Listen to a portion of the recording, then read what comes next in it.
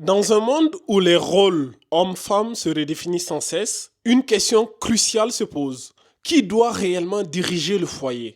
Les dérives de l'abdication masculine et la montée de la domination féminine bouleversent nos sociétés. Mais l'islam, avec sa sagesse intemporelle, offre une réponse claire et équilibrée. Aujourd'hui, explorons ensemble ce sujet délicat pour comprendre pourquoi l'autorité masculine est un pilier essentiel et comment elle garantit l'harmonie familiale.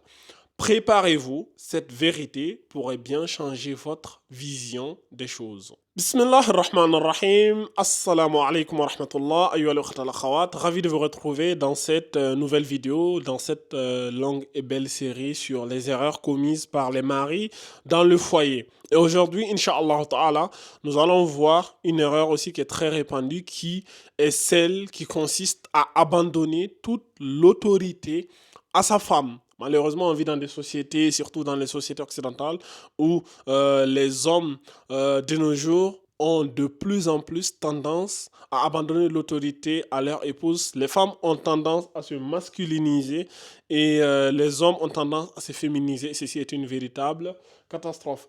Donc, accompagné avec mon frère et bien-aimé en Allah, mon frère Ahmadouba. Alors, mon frère Ahmadouba, comment ça va? Alhamdulillah, wa salatu wa salamu ala rasulillah wa ala alihi wa sahbihi wa wala. Wa alaykum salam wa rahmatullahi wa barakatuh. Mon frère Mohamed Diallo, très très heureux de te retrouver et de nous retrouver donc dans cette série qui j'espère sera profitable à tout un chacun. Qu'Allah Azza wa Jal nous accorde la réussite. Masha'Allah. Alors, mon frère, qu'est-ce qu'on peut dire aujourd'hui à propos de ce sujet-là, le fait d'abandonner toute autorité à sa femme? C'est un phénomène que nous remarquons de plus en plus dans les sociétés modernes. Non, mon frère, comme tu l'as si bien expliqué dans l'introduction, en fait, c'est un phénomène qui est déjà déplorable. Et des fois, la personne, elle pense bien faire alors qu'elle agit mal. Et d'ailleurs, c'est pour ça que nous sommes là. Par la permission d'Allah, on va essayer d'expliquer un peu quelle est la bonne manière de faire. Déjà, il faut savoir que la communauté de l'islam, nous sommes la communauté du juste milieu. Donc, dans toute chose, nous sommes dans le juste milieu. Or, dans cette situation, on a deux extrêmes. C'est-à-dire dans le fait de laisser à son épouse l'autorité. Il y a le premier extrême qui consiste à sous-estimer et à refuser ses droits à son épouse. À la sous-estimer déjà et à refuser ses droits. Cet extrême, il est pas bon du tout parce que l'épouse, elle a de la valeur, on l'avait vu dans les vidéos précédentes, et elle est profitable, elle peut donner des idées qui n'ont pas forcément traversé nos esprits à nous, hommes, et en même temps aussi refuser ses droits et lui, comment dire, confisquer ses droits. Ça aussi, c'est une injustice et Allah Azza wa Jal n'aime pas l'injustice. Et l'autre extrême qui fait face à ce premier extrême, c'est le fait de lui céder toute autorité. En gros, comme on dit, ouvrir toutes les vannes et lui laisser le choix de faire tout ce qu'elle veut. Sans aucune autorité sur elle. Et ça, certainement, on le verra plus en détail, les conséquences, ce à quoi cela peut mener. Donc, grosso Mais modo, dis-moi, qu'est-ce ouais. qui peut causer cela? Pourquoi est-ce qu'un homme peut être amené à laisser toute l'autorité à sa femme? Ce qui peut amener à cela, déjà, c'est un peu ce que je disais tout à l'heure. Peut-être que l'homme pense qu'il fait bien, qu'il est équitable, et que c'est une bonne chose finalement. De toute façon, ma femme et moi, on s'entend très très bien, donc il y a pas de chef entre elle et moi. Donc il pense que ça, c'est une bonne chose. C'est-à-dire, Shaitan, malheureusement, il embellit aux gens souvent certaines actions. C'est pas pour rien qu'Allah Azza wa Jalla, il dit وَزَيَّنَ لَهُمُ الشَّيْطَانُ أَعْمَالَهُم. Donc les gens, ils pensent bien faire alors qu'ils sont totalement dans l'erreur. Parce que dans un foyer, il faut qu'il y ait quelqu'un qui ait l'autorité, quelqu'un qui décide, quelqu'un qui fait des choix. Et justement, il faut pas que ça soit la femme. Je ne sais pas si toi, tu avais d'autres idées qui te traversaient l'esprit par rapport à En fait, ça. moi je pense que déjà ça peut être dû, comme tu l'as dit, pour certains ça peut être de la propagande, tu Mm. vois, ils sont dans des sectes bizarres ou dans des idéologies à deux balles qui gangrènent leur vie, ou bien comment je peux dire ça, qui vient polluer leur cerveau, quoi. Tu vois, le cerveau n'est plus libre d'avoir vraiment, de voir la clarté, du coup, ils suivent des idéologies. Et tu sais que, par exemple, quand tu regardes l'Occident, surtout l'Europe, l'Europe, c'est le continent le plus idéologisé du monde. Tu sais, les Européens te disent, nous, on ne croit pas en Dieu, mais les idéologies, en Occident aussi, c'est des religions, en fait, à part entière. C'est par certaines idéologies, il faut avoir vraiment une foi immense, et souvent même plus, une fois plus immense que nous-mêmes, les musulmans, pour pouvoir adhérer à ça, quoi, tellement que c'est absurde, des absurdités vraiment hallucinantes. Donc, ça peut être dû à ça. Ça peut être dû aussi à un manque de confiance. Certains hommes, ils ont un manque de confiance en eux. Du coup, ils mettent leur femme sur un piédestal, soit peut-être parce qu'elle est plus belle, soit peut-être parce qu'elle a plus d'argent, soit peut-être parce qu'elle a plus de diplômes. On s'est dit, bon, vu que ma femme, elle a un master, alors que moi, j'ai arrêté l'école en classe de CP2. Donc, naturellement, c'est elle qui, tu vois, du coup, donc tout ça, ça peut mener à ce que l'homme, il délaisse l'autorité. C'est vrai, c'est vrai. C'est vrai que aussi un homme peut avoir une femme même autoritaire par nature. Ouais, ça existe Et aussi. voilà, il y a il y a des maris battus. C'est malheureux, mais voilà. Et donc ça fait que naturellement, effectivement, il cède cette autorité, il ne la réclame pas. Or, il ne faut pas agir ainsi parce que Allah Azza wa Jal a donné à chaque sexe ses spécificités et l'homme, en l'occurrence, c'est lui qui doit être en charge de cette autorité. Est-ce que tu peux me donner les conséquences que cela peut entraîner? La conséquence directe, c'est que la femme finalement domine le mari et donc cette domination se traduit par le fait que c'est ce que la femme veut qui se passe dans la maison. Le mari se retrouve contraint, il se retrouve comment le dire, à accepter ou bien à suivre les ordres de son épouse. Du Et coup, il perd son rôle, quoi, son statut. Lui qui était exactement, appelé à être le leader, le statut que Allah Azza wa Jal lui a lui a conféré donné naturellement. naturellement Ouais. et il le délaisse. Et donc, ça peut créer beaucoup de... En fait, les conséquences sont innombrables, quoi. Parce que la femme qui se sent pas, comment le dire, qui sent qu'elle n'a pas l'autorité, il n'y a pas d'autorité sur elle. Et même nous les hommes, c'est-à-dire, regarde notre société, comment on est organisé. On est organisé, il y a une hiérarchie, il y a une autorité et il faut respecter l'autorité, quoi. Dans l'armée et tout ça. Quand les hommes faibles sont au pouvoir, la société s'écroule. Mais, Et on avait cité la citation d'Ibn Khaldoun qui nous disait que les temps difficiles créent des hommes forts, les hommes forts créent des temps faciles, les temps faciles créent des hommes faibles et les hommes faibles créent des temps difficiles. Bon, quand on regarde les sociétés dans lesquelles nous vivons, que ce soit un peu partout dans le monde, on se rend compte que ceux qui nous dirigent, Illa ma rahimallah, la majorité c'est des hommes faibles. Voilà pourquoi on a tout pour être heureux, mais les gens sont de plus en plus malheureux. Le taux de dépression explose partout, le taux de suicide dans les pays les plus riches, c'est ça, tu te rends compte qu'il y a un problème. Si, mais voilà, là où je voulais en venir, c'est surtout, en fait, que quand on parle d'autorité, les gens ont tendance à voir l'aspect négatif. Ah oui, ils veulent asservir la femme, la rendre esclave. Non. Je veux dire que nous-mêmes, nous devons respecter l'autorité. C'est-à-dire qu'il y a une hiérarchie dans la société que les gens ils respectent. Il y a des normes et tout pour que les gens puissent vivre justement en harmonie. Et donc, de la même manière aussi, dans le foyer. Parce que quand tu vas dans la rue, il y a des codes, des lois à respecter. On te dit respecte l'autorité, respecte le code de la route. Parce que, voilà, c'est...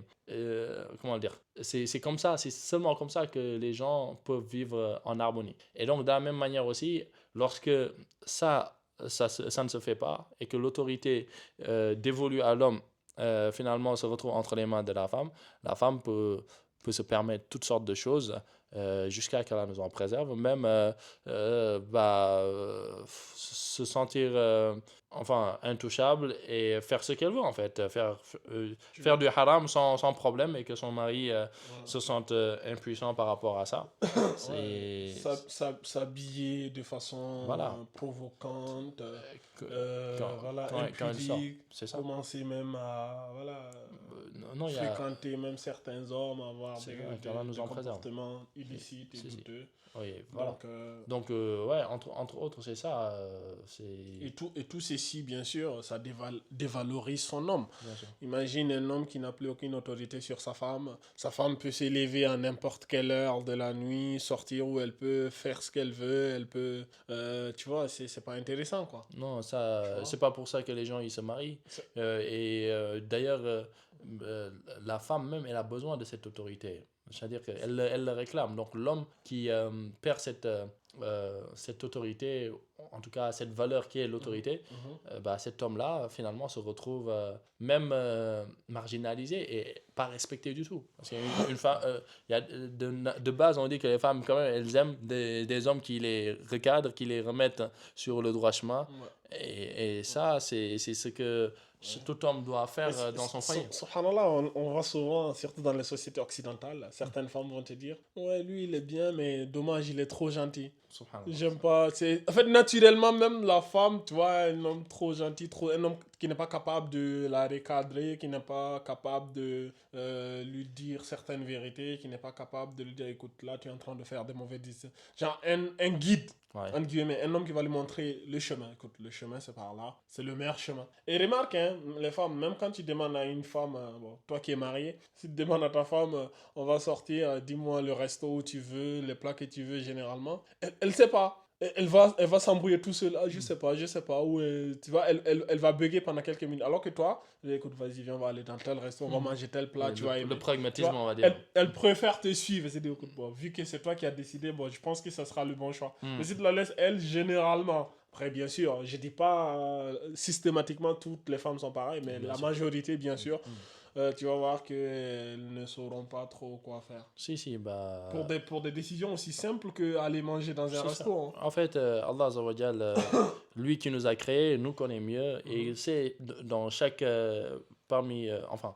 dans chacun de nous ce qu'il a placé, c'est-à-dire chez l'homme ce qu'il a placé pour justement permettre à l'homme d'être le guide, comme tu dis, et il sait aussi ce qu'il a placé en la femme pour lui dire en gros que c'est à elle de suivre l'homme. Voilà. Maintenant, dis-moi, quelle est la position? Peux-tu me parler un peu de la position de l'islam à propos de cela? Est-ce que tu as par exemple des versets du Coran ou des hadiths avec lesquels tu peux partager avec nous? Oui, bon, déjà, on avait parlé un peu dans les précédentes vidéos, on avait parlé de des droits dans l'aspect des ordres et des interdits.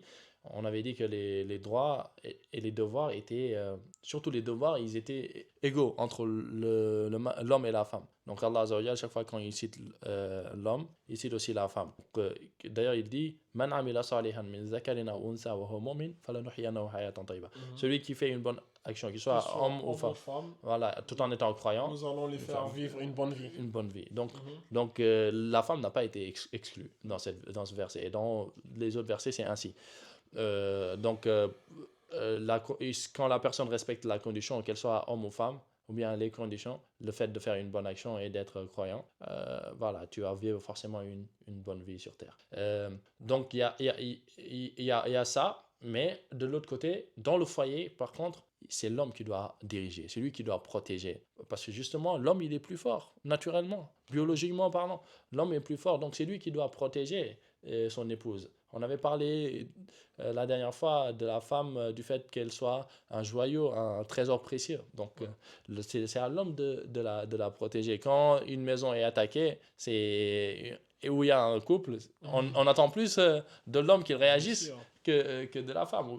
C'est pas l'homme qui va se cacher derrière la femme qui va la protéger. Donc ça, c'est des choses déjà que la raison humaine n'accepte pas. Et la législation, la charia est venue confirmer premier saint. Donc, la femme, elle a des droits dans l'islam. Allah Azza wa Jal, quand même, a dit وَلِلرِّجَالِ عَلَيْهِنَّ دَرَجَةٌ. C'est-à-dire, les hommes ont une prédominance sur les femmes. Allah Azza wa Jal aussi, il dit dans une autre sourate qui est très connue, ce verset الرِّجَالُ قَوَّامُونَ عَلَى النِّسَاءِ. Voilà, mais il dit بِمَا فَضَّلَ بَعْضَهُمْ عَلَى بَعْضٍ. C'est-à-dire que les hommes ont autorité sur les femmes. En quoi? En raison de quoi? En raison de ce qu'Allah Azza wa Jal, il a octroyé comme bienfait à certains parmi eux qu'à d'autres, c'est-à-dire aux hommes, les bienfaits qu'Allah Azza wa Jal a octroyés aux hommes, qu'il ne l'a pas forcément octroyé aux femmes, mais aussi les bienfaits qu'Allah a donnés aux femmes que les hommes, ils n'ont pas. Donc voilà, grosso modo, mon frère, certains versets qui peuvent nous rappeler un peu que l'importance de l'homme et la place qu'il occupe dans le foyer. Et d'ailleurs, bon, comme on parle de sa relation homme-femme, quelles sont les différences naturelles entre les hommes et les femmes? Ben, mon frère, naturellement, même pas besoin de chercher midi à 14h, comme on dit. Déjà, sur le plan physique, l'homme et la femme sont pareils. Physiquement, l'homme est plus fort, même si certaines féministes 2.0 de nos jours veulent remettre cela en cause en disant n'importe quoi, nous les femmes on peut être aussi fort. C'est absurde. Et sur tous les plans. Par exemple, regarde même au niveau des sports, subhanallah, dans les sociétés occidentales aujourd'hui, les hommes qui se transitionnent, qui deviennent des femmes, quand ils vont pour participer au sport avec les femmes, mais il n'y a pas match. Il n'y a pas match. C'est les gars, ils les emportent, mais vraiment c'est à des années, en vitesse. L'homme, il a des années-lumière en natation, peu importe, tu prends n'importe quel sport. Mais justement, avant même d'arriver à là, en fait, pourquoi les gens ont jugé nécessaire de... Parce que les gens, ils parlent beaucoup de mixité, d'égalité et tout. Pourquoi ils ont jugé nécessaire de faire sport masculin et sport féminin? Et pourquoi le sport masculin même est plus suivi que le sport féminin? Et regarde, j'ai vu une vidéo, là, c'était l'année dernière ou il y a 2 ans, là. C'était une équipe de football américaine, les footballeuses américaines qui ont gagné, je me rappelle plus, c'était la Coupe du Monde ou un truc comme ça, là. Et ils sont partis jouer avec des enfants de 15 ans ou 16 ans, des adolescents. D'accord. Et les adolescents les ont tapés, je sais pas, c'était 5-0 ou un Alors truc qu'ils comme ont ça. gagné la Coupe du Monde. Alors qu'ils ont gagné la Alors Coupe du qu'ils ont gagné la Coupe du Monde. subhanallah. C'était drôle en fait, tu vois. Ça, bah oui. Mais c'est une façon de dire que voilà, l'homme aura toujours après bien sûr, il y aura toujours des femmes exceptionnellement parmi les femmes, mais c'est pas la règle.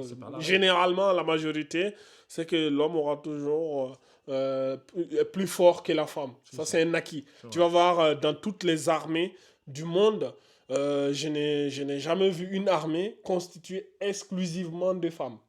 Il y a, même avec les outils technologiques qu'on a aujourd'hui, les armées sont toujours constituées à 95 voire plus % d'hommes. Parce que c'est un rôle d'homme. C'est vrai. Certains voudront, mais dans telle tribu, dans tel machin, tu es obligé de remonter au 18e siècle pour retrouver, tu vois. Donc ça fait pas... Non. Donc, qu'est-ce que tu penses de cela? Non, je suis parfaitement en phase avec toi par rapport à ça. Et donc, les gens, des fois, ils ne prennent pas le temps de méditer sur certaines situations quand ils parlent d'égalité et tout. Et ils oublient que c'est une réalité qu'il ne faut pas occulter. C'est-à-dire que l'homme a une... comment dire, la création biologique de l'homme est différente de la femme. Et donc, chacun a ses spécificités. Allah subhanahu wa ta'ala dit la femme a été créée à partir de l'homme. À partir de l'homme, ça aussi. Donc, lorsqu'il dit, oh vous gens, ya yuhannas, taqu rabbakum, craignez votre Seigneur. Il vous a créé d'une seule âme. Et de cette âme, il a créé son épouse. Et des deux, voilà, il a sorti des hommes et des femmes, de nombreux hommes et de femmes, donc, qui ont peuplé la terre, quoi. Voilà, donc c'est ça. Après, bien sûr, après les différences physiques, mon frère Ahmadouba, on peut encore citer les différences biologiques et physiologiques.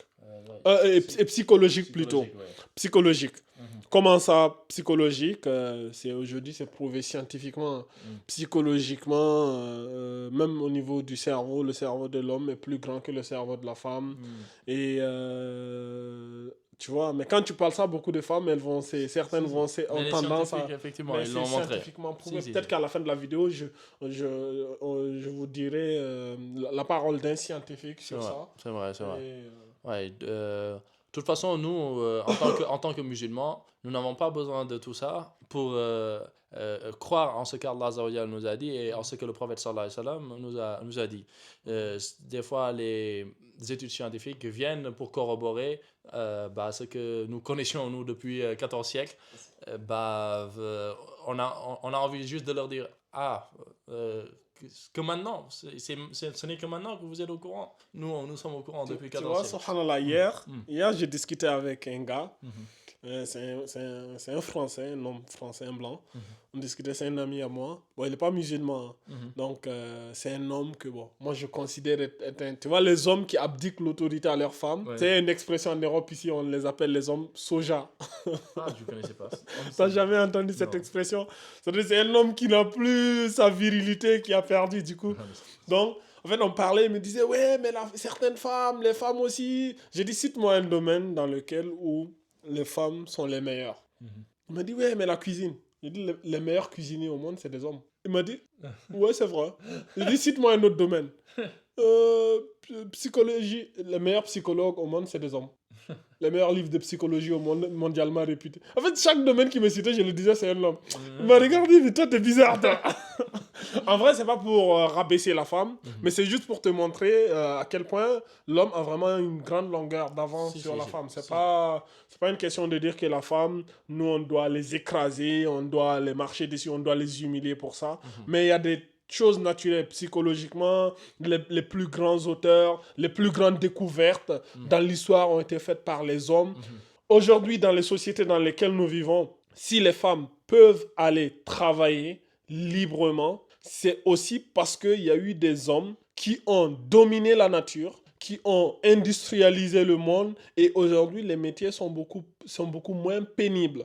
Quand tu vas regarder dans les sociétés, surtout dans nos sociétés africaines, où la plupart des métiers sont encore physiques, naturellement, les femmes ne se dirigent pas vers ces trucs-là. Même dans les études, quand tu vas aller à l'université, quand tu vas aller, moi qui ai fait des études un peu dans les sciences dures, comme la physique, les mathématiques ou des trucs comme ça, tu vas voir que le taux de femmes est peu élevé. Il y a très peu de femmes dans ces facultés-là.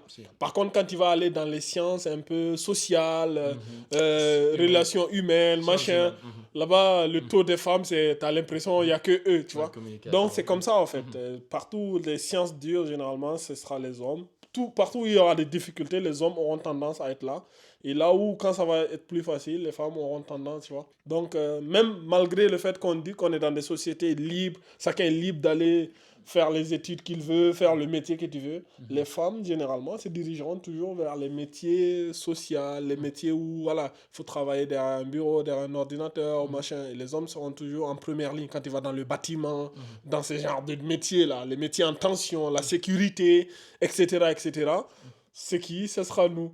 Du coup, voilà. Non, machallah, mon frère, effectivement. Et ça, le mari donc doit garder ça en tête pour se dire, même s'il trouve ça beau de donner à son épouse ses droits, mais ne lui donne pas l'autorité. C'est-à-dire l'autorité, garde-la pour toi.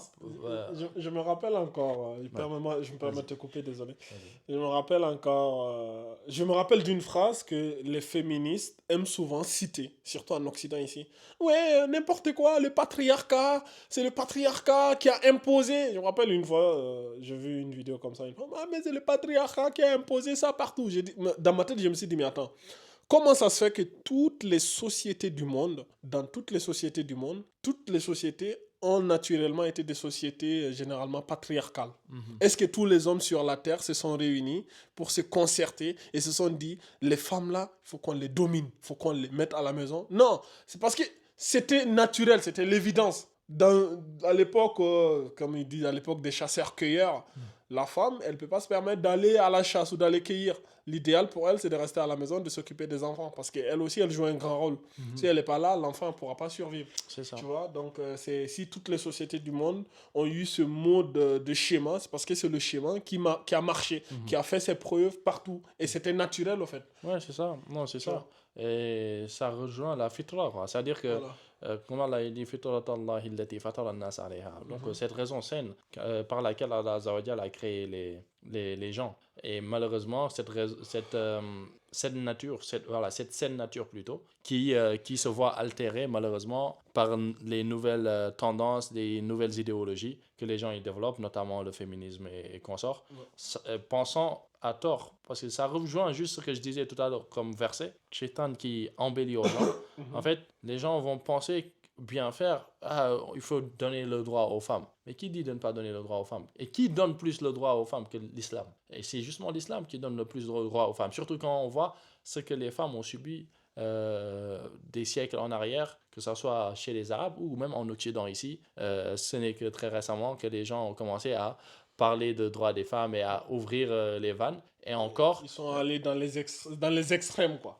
non seulement ils sont allés dans les extrêmes, mais même encore, tu vois que c'est en fait des droits finalement camouflés. C'est pas réellement des droits, parce qu'aujourd'hui, on parle encore plus d'harcèlement sexuel, Ouais. qui est un fléau ici en Occident. Mhm. Et donc, c'est parce que les gens voient la femme comme un objet. Un objet. Voilà, ils voient la femme comme un objet. Tu vois même des pubs, juste des pubs pour En fait, une cuillère ou je ne sais quoi, une voiture, c'est- on te met la femme. ce qui me choque Mhm. aujourd'hui dans ces causes-là, bon, on va prendre la cause féministe parce que c'est c'est la plus grande et la plus répandue. Ils vont te dire, ouais, la femme doit être libre. Et quand tu vois ce qu'ils appellent la liberté de la femme, c'est de pousser la femme à la débauche. Aujourd'hui, par exemple, tu vois, une fille qui se dit, je suis libre de disposer de mon corps comme il veut. Elle sous-entend que son corps, elle dispose ça comme elle veut. C'est une fille aujourd'hui qui a 20 ans, 21 ans, a déjà eu des relations avec 50, 60, voire 100 hommes. Tu vois? Et on te dit, c'est ça la liberté. Mais je suis désolé, ma soeur, c'est pas ça la liberté. Ça, c'est vraiment, Ouais, j'ai ça, envie de c'est... dire, tu te comportes comme c'est que les hommes, ces hommes, en fait, j'ai envie de dire, c'est un peu de la manipulation. C'est comme si c'est les hommes qui les ont manipulés. Ah, t'es libre, mais habille-toi comme tu veux. C'est ça. Ou t'es libre, tu peux manifester sans porter des habits, tu peux manifester tout nu, et tu vas aller manifester tout nu, t'es libre, tu peux te donner ton corps aux hommes, et les hommes aussi seront là, ils se frottent les mains.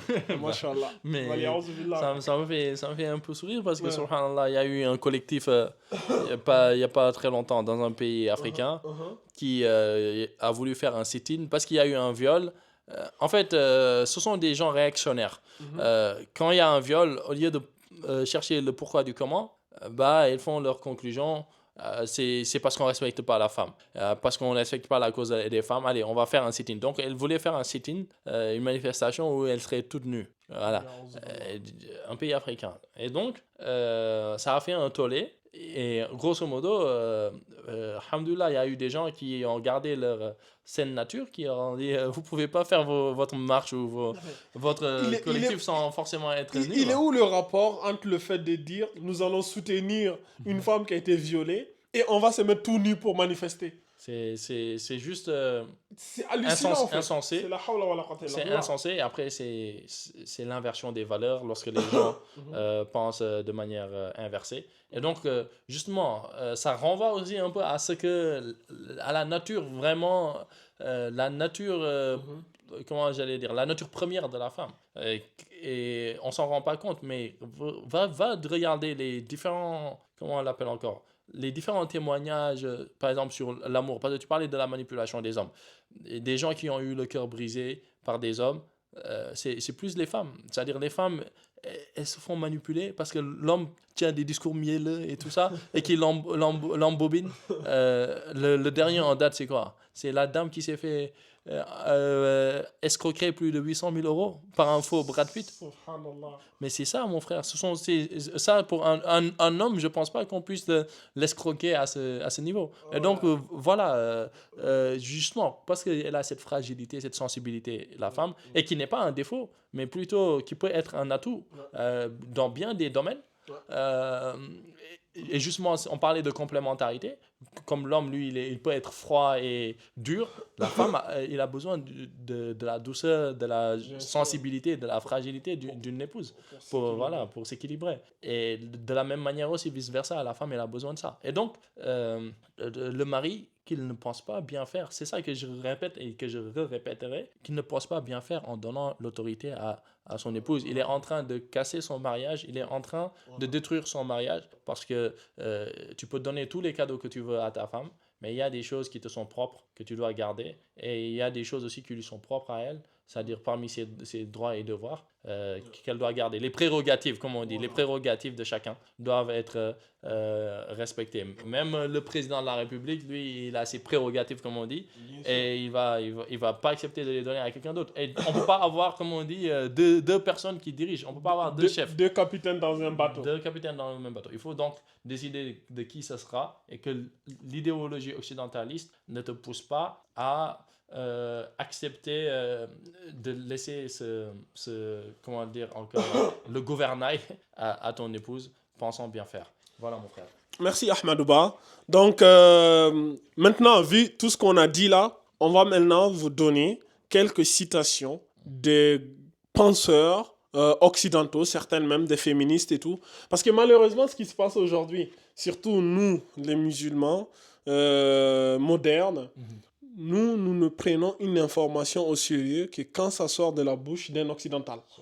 Tu vois, on en est là en fait, on en est là à ce niveau de complexe. Je vois même chez nous en Afrique, nous on va leur dire quelque chose tous les jours, ils vont aller casse-toi. Mais le jour où un homme occidental va parler, oh mais c'est la vérité, oh mais c'est des lumières, mais hallucinant, j'avais jamais entendu ça, alors qu'on les répète ça tous les jours, tu vois.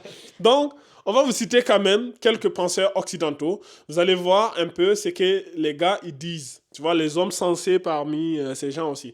Donc, parmi eux, on a ici Glenda Jackson, lauréat d'un Oscar, d'un prix de l'Académie britannique, du prix du Festival international de Montréal et qui a reçu la reine d'Angleterre, une des plus hautes décorations de l'État. Cette dame-là, qu'est-ce qu'elle a dit? Elle a dit « La nature a rendu l'homme plus fort et plus dominant au vu des ressources physiques que Dieu lui a données et qui lui mettent au premier rang, lui permettent de faire bouger le monde, d'en extraire des biens. C'est l'instinct chez l'homme qui le prépare instantanément à affronter les difficultés de la vie et en tirer parti. Cela se vérifie dans tous les domaines de la vie. » Ce n'est pas moi, ce n'est pas Ahmadouba qui le dit. C'est cette dame-là qui le dit. Pourtant, c'est une dame qui a reçu des prix lauréats et c'est une femme occidentale.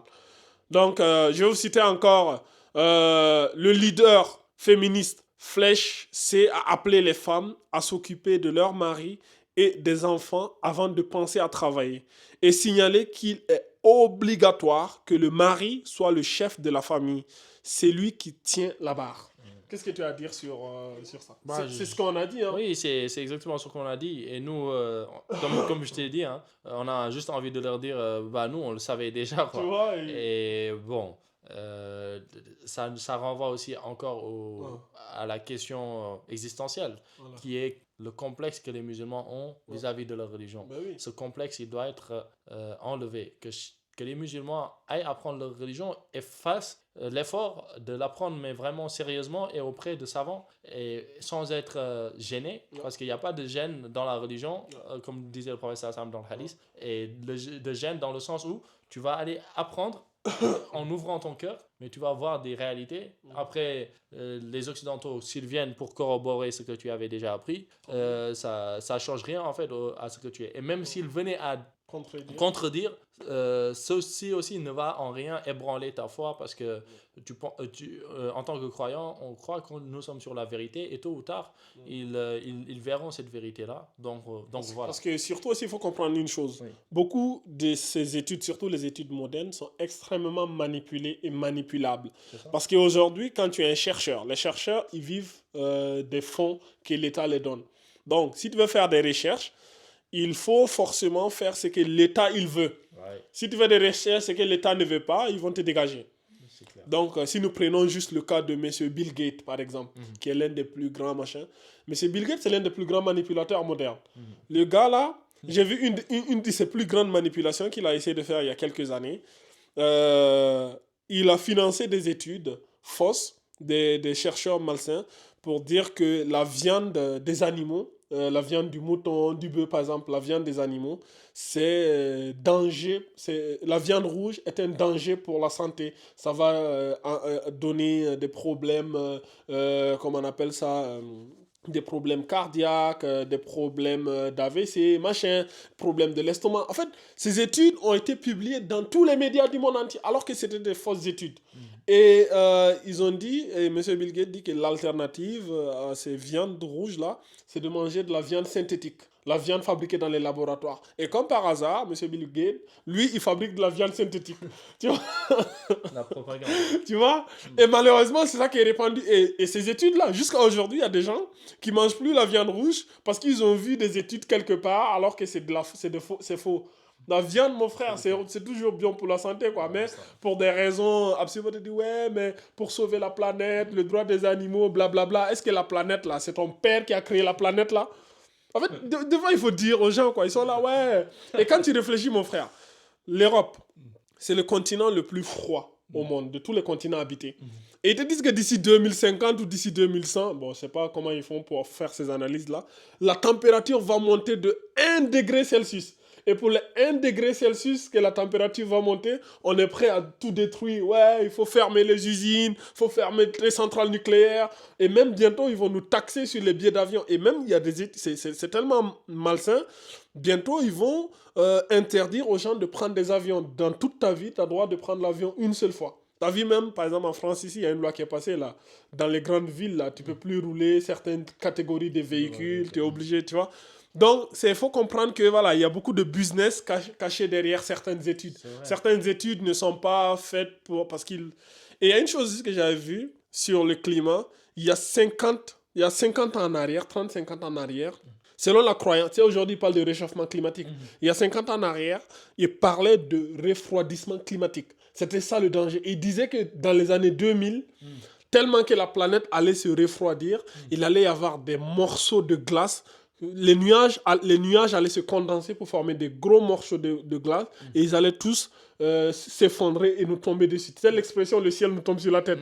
Tu vois, et c'était ça la peur de l'époque. Et nous, à notre époque maintenant, c'est la planète va chauffer. C'est quand tu es musulman, tu vois, il faut aussi se dire, écoute, Allah subhanahu wa ta'ala, c'est lui qui a créé le soleil, la lune, la terre.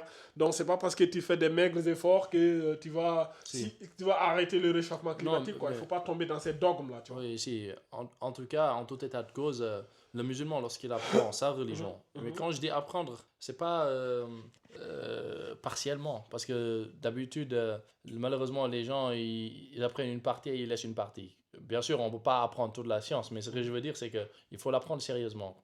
La personne qui apprend sérieusement sa religion, elle est sur des bases solides, elle est sur une fondation solide. Et Allah Azza wa Jalla, il dit هل يستوي الذين يعلمون والذين لا يعلمون. Est-ce que ceux qui savent sont égaux plutôt à ceux qui ne savent pas? Non. Donc il faut prendre ce temps-là d'étudier la religion et vous verrez que en fait vous êtes chanceux. Vous avez un bienfait immense qui est l'islam et vous remercierez Allah de vous avoir guidé à cette belle religion parce que cette belle religion, beaucoup de choses qu'elle aborde aujourd'hui, enfin beaucoup de choses qu'elle aborde, on les voit aujourd'hui et on les verra demain. Donc voilà grosso modo. Mon frère, as-tu d'autres... Je vais encore donner une autre citation d'un occidental, ou d'une occidentale surtout. Donc, dans un livre récemment publié racontant la vie de la célèbre romancière britannique Agatha Christie. Je pense que certains d'entre vous la connaissent. Tu connais Agatha Christie? Non? Agatha Christie, elle écrivait des romans policiers. Elle est très connue pour les romans policiers. D'accord. Voilà. Moi, je ne la connais pas personnellement. Je ne sais pas, jamais vu, mais j'ai vu cette étude-là qui m'a paru intéressante, tu vois. Donc, mais ce qui m'intéresse surtout, c'est ce qu'elle a dit. Oui, tu vois? Donc, elle a cité une phrase dans laquelle elle a dit « La femme moderne est stupide ». Tu vois, elle ne porte pas de gants. Elle dit « La femme moderne est stupide car sa situation dans la société empire de jour en jour. Nous, les femmes, nous nous comportons stupidement car... nous avons fait tout notre possible durant ces dernières années afin d'obtenir le droit au travail et à l'égalité avec les hommes dans le travail. Les hommes, eux, ne sont pas stupides. Ils nous ont encouragés à cela en déclarant qu'il n'y a pas de mal à ce qu'une épouse travaille et double le salaire du mari. Il est triste de voir qu'après avoir prouvé que nous étions le beau sexe, nous essayons aujourd'hui d'égaler l'homme dans les efforts et la sueur qu'il endurait auparavant seul. Qu'est-ce que tu as à dire sur ça? C'est très clair, hein. Bah, elle a bien résumé la situation. Et ça aussi, c'est un fléau malheureusement qui s'est emparé aussi de la communauté Bah oui. musulmane, que l'homme et la femme aillent au travail. Bah oui. Et ça, c'est vraiment typiquement occidental. Parce que si on se rend compte que l'homme et la femme, tous les deux, au matin, vous allez tous les deux au travail et que vous reveniez le soir pour le dîner, qui se charge des enfants? C'est qui surtout dans notre situation, nous, en Afrique, est-ce que c'est la femme de ménage qui va se charger de l'enfant? Si c'était ça, le mari pouvait se marier avec la femme de ménage une bonne fois pour toutes. Et d'ailleurs, c'est ça qui pousse certains maris à après prendre une deuxième épouse, et en l'occurrence, la femme de ménage. Et après, la femme, elle se met à se tirer les cheveux. Tu sais, j'ai vu une vidéo la dernière fois d'un journaliste qui avait interviewé ou qui avait rencontré un Rothschild. C'est les Rothschild, Sont connus. c'est les gars qui influencent, ils influencent le monde. Du coup, ce journaliste disait que quand il a rencontré ce gars-là, ils étaient en train de dîner. Tu sais, le journaliste, c'était un féminisme convaincu. Ouais, la femme, l'évolution, droit au travail. Et le Rothschild était là, il rigolait. Il dit, toi, tu n'as rien dans le cerveau, mon gars. Toi, t'es débile. Il disait, mais comment, le gars, il dit, c'est nous, c'est ma famille, c'est nous, on a financé pour pousser les femmes à aller travailler. Pourquoi? Parce que avant, c'était que les hommes seuls qui travaillaient. Ouais. Maintenant, si les femmes aussi travaillent, déjà, première des choses, les impôts vont augmenter. Tu vois, on aura beaucoup plus de personnes à qui on va taxer. Ouais. Et quand on taxe les gens, ça rentre dans les caisses de l'État. Après, on a l'argent, on fait ce qu'on veut avec. Tu vois, ça, c'est première des choses. En plus, il faut comprendre aussi qu'il y a des vraies volontés de détruire les familles. Si nous prenons, par exemple, aux États-Unis, la majorité des hommes qui sont allés en prison, c'est des hommes qui ont grandi sans la présence de leur père. Et ça, c'est beaucoup plus axé dans la communauté noire américaine. Les Noirs américains, surtout quand tu es une femme noire aux États-Unis, si tu veux divorcer, il y a tellement de moyens qui sont mis à disposition pour te faciliter le divorce, l'État prend le rôle du mari. Mais pourquoi ils encouragent cela? Parce qu'ils savent que si tu éduques seul tes enfants ont plus de chances d'aller en prison. Et les prisons aux États-Unis, c'est un business très lucratif. Parce que aux États-Unis, un milliardaire peut ouvrir sa prison en privé. Et sa prison privée, quand tu vas en tribunal, l'État, le tribunal, certains magistrats ou certains juges sont en concubinage malsain avec certains milliardaires. Du coup, ils sont là pour un simple trafic de drogue. Ils te donnent une peine de 10 ans. Et quand tu vas en prison, une fois en prison, ils vont te proposer de faire des boulots. Ils vont t'amener dans les fermes, tu vois, et ils vont te payer un salaire de misère. Par exemple, si on paye les gens 10 € l'heure, toi, on te paye 1 € l'heure, tu vois. Et ils vont te dire, si tu travailles pendant 7 ans, au lieu de faire une peine de 10 ans, on te réduit ta peine à 5 ans ou à la moitié. Du coup, c'est un business lucratif. Ils ont de la main-d'œuvre pas chère, ils ont des bras valides, et tout le monde est content, tu vois.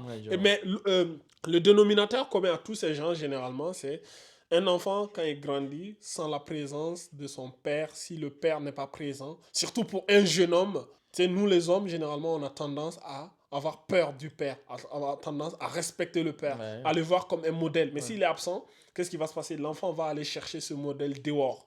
Et malheureusement, on sait ce qui se passe dehors. C'est vrai. Tu vois? C'est vrai. Donc, c'est aussi ça, Non, quoi. non, t'as parfaitement raison. Et en fait, je voulais dire quelque chose que j'ai un peu oublié. Écoute, pendant que tu cherches ce que tu es en train de chercher, là, je vais donner une dernière citation d'un docteur, lauréat du prix Nobel de médecine. Ce docteur, il a prouvé l'existence de différences entre le cerveau de la femme et celui de l'homme, ce qui les empêche d'être égaux dans leurs émotions, leurs réactions et l'accomplissement de fonctions identiques. Donc, ces docteurs, la science aujourd'hui prouve que le cerveau de l'homme et la femme n'est pas pareil. Donc, il y a une différence entre nous. Donc, dis-moi, qu'est-ce que tu voulais dire tout à l'heure? Ouais, non, ça m'est pas revenu. Alhamdoulilah, Le cerveau, il a bugué. mais oui, Ça, c'est pas. Ouais. Ça se voit en fait. Ce sont des choses qui se voient. La femme peut-être a même tendance à plus rapidement pleurer que l'homme, à ressentir les sentiments, à avoir des sentiments, Mhm. on va dire, multipliés Mhm. par rapport à l'homme, ces émotions qui peuvent être multipliées par rapport à l'homme. Mhm. Et ça, comme je l'ai dit tout à l'heure, c'est pas une faiblesse en soi, mais c'est sa nature et il faut accepter sa nature. Voilà, et il faut pas justement tomber dans ce cadre-là. Zoya le dit quand il parle de Shaitan qui essaye de pousser les serviteurs d'Allah ou les créatures Mhm. à changer la création d'Allah. Voilà. C'est ce qu'il avait dit, que parmi ses promesses, qu'il ferait en sorte de changer la création d'Allah. Et dans le fait de changer la création d'Allah, on y est en plein pied. Tu as parlé d'un phénomène où les gens ils changent de sexe, mais aussi le prophète sallallahu alayhi wa sallam, il a maudit l'homme qui se comporte Comme une femme. comme une femme ou qui s'habille comme une femme, et l'inverse aussi, la femme qui s'habille comme un homme ou qui se comporte comme un homme. Et chacun doit rester dans son domaine. Et voilà, comme disait l'autre, il n'y a que deux sexes. En plus, le nouveau président américain, Donald Trump, il a dit dans son pays, lui, il reconnaît que deux sexes, l'homme et la femme. Le reste, il Voilà. ne reconnaît pas ça. Voilà, donc ça, aujourd'hui, Et en ce moment, les Européens sont tous en PLS, là. quand on le dit aujourd'hui, on est traité d'arriéré et qu'on sort, il y a les lobbies qui se mettent en branle et les gens t'attaquent, alors que les gens, ils parlent quand même de liberté d'expression, ils parlent de liberté de conscience, Non, en fait, mais là, cette liberté-là, bon, elle est à géométrie non, en variable. fait, ce que les gens doivent comprendre, c'est que les Occidentaux, en général, c'est pas des sociétés de liberté, c'est des sociétés d'égalité. Je m'explique. Par exemple, si on dit dans la société, tout le monde, euh, par exemple, je te donne l'exemple, on te dit par exemple au lycée, personne n'a le droit de porter le voile. Tout le monde doit venir avec les cheveux découverts. Mhm. Ça, c'est l'égalité. On veut Mhm. que tout le monde soit égaux. C'est pas la liberté. La Mhm. liberté, ça aurait été que chacun puisse mettre le voile s'il veut. Tu vois? Ouais, c'est Donc ça. c'est cette tendance qui est dans les sociétés occidentales. C'est des sociétés d'égalité. On veut C'est ça. forcer que tout le monde soit égaux. C'est Tu ça. viens chez nous, tu dois t'adapter, tu dois t'assimiler à nos cultures. Effectivement. Voilà, c'est comme ça. Tu- Alors que non, il y a la légalité et la légitimité. La légalité, c'est de dire, je viens chez vous dans votre pays, je respecte la loi, la légalité. Si la loi dit qu'un homme peut devenir une femme peut devenir un homme, je respecte cette loi-là. De toute façon, si je ne la respecte pas, je suis un hors-la-loi. Et la loi aura la légitimité de m'enfermer. Par contre, il y a une différence entre légalité et légitimité. Je peux respecter cette loi-là, même si au fond, dans ma croyance, je peux dire ça, elle n'est pas légitime Tu pour moi. légitimises pas ça. Mais c'est légal. Donc la légitimité, c'est un peu comme notre akida, quoi, notre foi, Ouais. notre dogme. Tu vois, ça, c'est la légitimité que nous trouvons. Un chrétien peut dire, pour moi, c'est que la parole de Jésus qui est légitime. Ouais, Le reste, même si je vis dans une société dans laquelle je respecte la légalité, je ne vais pas être un hors-la-loi, mais pour moi, je pense que la parole de Jésus est légitime. Non, Tu vois. c'est vrai. Donc, je pense que mais c'est ce que les gens n'arrivent pas à faire la Parce différence. que en ça fait. tourne. Parce qu'on est dans des sociétés d'égalité, donc on pousse tout le monde à avoir la même pensée, la même vision, la même idéologie, et voilà. Finalement, ça vire. Le problème, c'est que ça va virer à la dictature de pensée. Bon, il y en a certains qui l'appellent la bien-pensance, le wokisme. Et donc, ce sont des choses sur lesquelles, bon, si les gens ils pensent être sur la vérité, qu'ils n'aient pas peur de la contradiction, qu'ils n'aient pas peur d'échanger avec l'autre. Mais au contraire, on dit que l'autre est obscurantiste et que c'est l'autre qui est arriéré. Or, c'est pas le cas. Donc, pour revenir au sujet, un mari qui a son épouse et que ils vivent ensemble en parfaite harmonie, il faut savoir que malgré cette belle harmonie, il ne faut pas se dire en fait, dans son esprit, qu'il lui traverse une seule fois de prendre l'autorité et de donner à son épouse. Voilà, c'est... En fait, quand on le dit comme ça peut sembler violent, mais non. C'est de la même manière où on va dire à l'épouse, je ne sais pas quelle chose, mais il y a des particularités pour la femme. On va lui dire aussi de ne pas prendre ces particularités et de le donner au mari. Parce que sinon, il y aura le façade sur Terre, c'est-à-dire la corruption va apparaître sur Terre. Et comme tu l'as dit, la dislocation va avoir sur Terre. Et nous sommes justement en train d'étudier les causes qui peuvent mener au divorce. Et justement, parce qu'on ne veut pas les divorces, parce que les divorces sont nombreux, il ne faut pas faire des choses qui pourraient amener ou mener vers ces divorces. Et donc ça, c'est une des causes principales. Et il faut vraiment faire en sorte d'éviter cette chose. Il faut être bienfaisant envers l'épouse, il faut lui tenir un bon discours, il faut être extrêmement gentil avec elle. Mais quand il s'agit de prendre une décision, dis-toi que tu le fais pour son bien. C'est à toi de prendre la décision et tu prends aussi son avis, mais c'est à toi de prendre cette décision. Voilà, de trancher. Et donc cette autorité, elle t'est dévolue. Il faut accepter à chacun, et il faut accepter de chacun plutôt ses particularités, ses spécificités. Voilà mon frère, qu'est-ce que tu en as à dire? Donc, je pense qu'on a fait le tour du sujet, hein. Donc, j'ai plus grand-chose à dire. Donc, je pense qu'on va s'arrêter là et n'hésitez pas à partager au maximum et à vous abonner pour ceux qui ne l'ont pas fait et de vous inscrire à la Madrasa Digitale et de venir apprendre à lire l'arabe, apprendre à lire le Coran, les règles de tajwid et ainsi de suite, apprendre votre religion. Donc, vous avez toutes les références, tous les numéros dans la description de cette vidéo, Inch'Allah ta'ala. Alhamdulillahi Rabbil Alamin. Wa sallallahu ala nabiyyina Muhammad wa ala alihi wa sahbihi wa man ittaba'ahum bi ihsanin ila yawmiddin.